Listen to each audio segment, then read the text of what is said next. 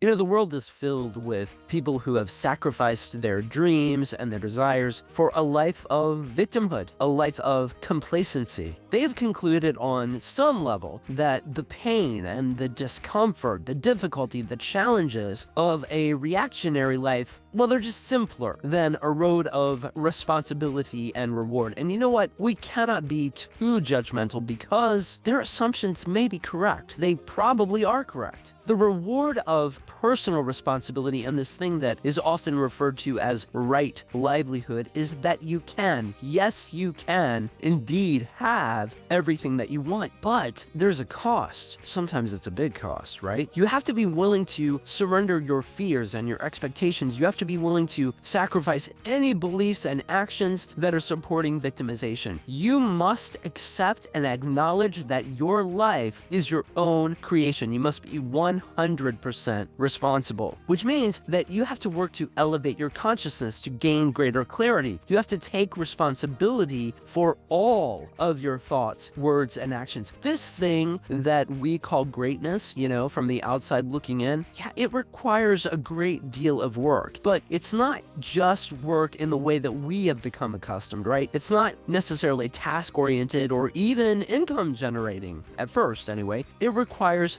the discipline of self-examination, of acceptance, of soul-searching. Yeah, it's a road filled with many detours, many uncertainties, and ultimately, I would say, many riches. The blueprint for success, the success that is aligned with your soul and with your being, that's within you right now. You know this. You don't need me to tell you this. You already know the way, but you have to be willing to get out of your way. So that begs the question, what is it that you are not doing? How are you standing in your way? You know the answer. Come on. Are you willing to admit it? Are you willing to put yourself first and take some action today? Oh, listen, we can all come up with a host of very valid, very good reasons for why it should be tomorrow or next week or next month. But do I need to remind you that your life is waiting? It's waiting for you.